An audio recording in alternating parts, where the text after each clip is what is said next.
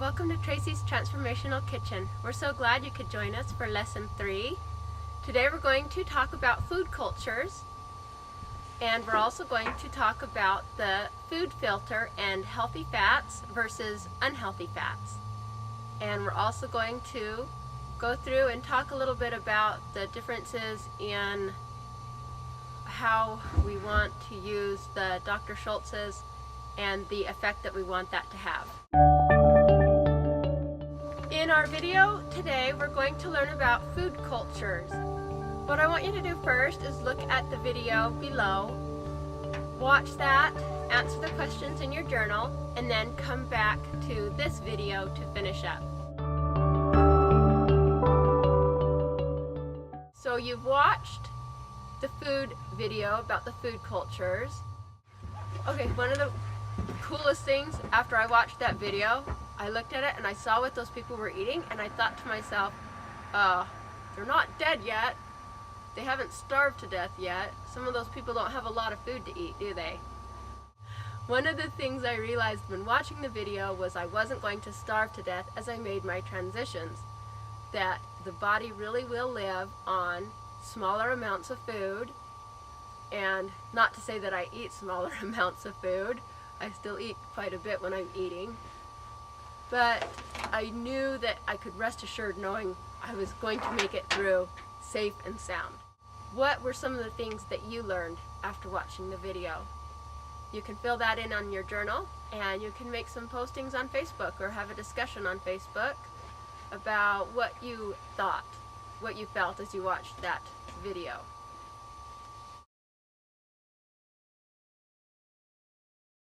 In the natural food filter, Tracy goes over healthy fats and unhealthy fats. Walk into any store, and especially health food stores, you think, oh, this is supposed to be healthy, right? Well, it's not always healthy. So how do we decide that? Tracy has given us this wonderful tool, the natural food filter, to be able to look at any product and decide, is this something that's going to benefit my health or take away from it? Chapter 3, The Natural Food Filter, a priceless tool in deciding if something is truly healthful. See bestfoodist.com for a free download. Here is a quick review of the natural food filter. Number 1, is it a food found in its original state? Number 2, what are the processes and production? Number 3, use the caveman factor. Number 4, separation, is it condoned by nature? And number 5, is it available to all? The store, and we looked at some of the different fats available, and we looked at their ingredients. Use your journal and what you have learned from chapter 3 and go through and decide which of the following fats are healthy versus unhealthy. Here we have an extra virgin olive oil, 100% cold pressed, pure grape seed oil, extra virgin coconut oil, a blend of oils, a pure vegetable oil made from soybeans, a regular shortening, a vegetable shortening, an organic palm oil shortening, margarine, real butter, a natural peanut butter, and a commercial traditional type peanut butter. I realize that went by really fast, so if you need to rewind and review again, pause on the ingredients list to get a good look. When finished, move on to the next section of the video. One of the things that I first transitioned out after talking to Tracy was my peanut butter. I started using an all-natural peanut butter versus the hydrogenated peanut butter. It was a really simple transition that I was able to make. One of the other steps I made was going from the margarine, and you can check out the label for the margarine, to a whole butter. That just look at the ingredients. Sometimes you think you're getting something and it says butter on it, for example, and you look at the back and you're like, what's this other ingredient? I don't even know what this is. Same thing with sour cream.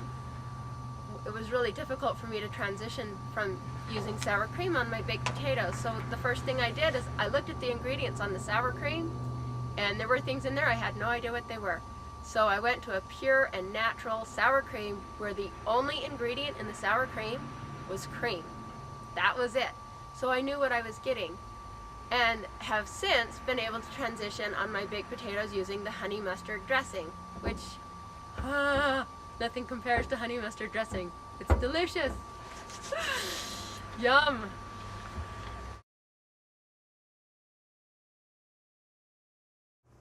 And now we're going to talk some more about poop. What a fun subject. Here we have the Bristol stool chart. This will be included with your materials in your email for lesson 3. And it will help to clarify what we're talking about by a healthy bowel movement and what a healthy stool is supposed to be. I remember my first experience really even thinking about it was when Tracy and I had our babies down on the floor and we were changing diapers, and we'd compare baby poop and go, oh yeah, and then that's the first I really started looking at it and thinking, I wonder what normal is supposed to be.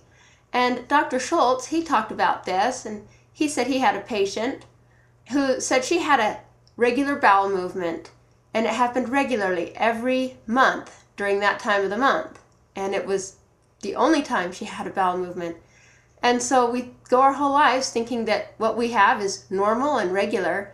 Well, this will help you decide if you need to be taking more or less Dr. Schultz or other bowel formula. There are other reasons for taking a bowel formula besides just producing a healthy bowel movement. We'll talk about that more when we get to the cleansing chapter. Our objective right now is just to get your bowels moving. And after reading chapter 1, laying the foundation, you can see why this is such an important thing just to keep the bowels moving. This is the end of lesson 3. Thank you for joining with us at Tracy's Transformational Kitchen.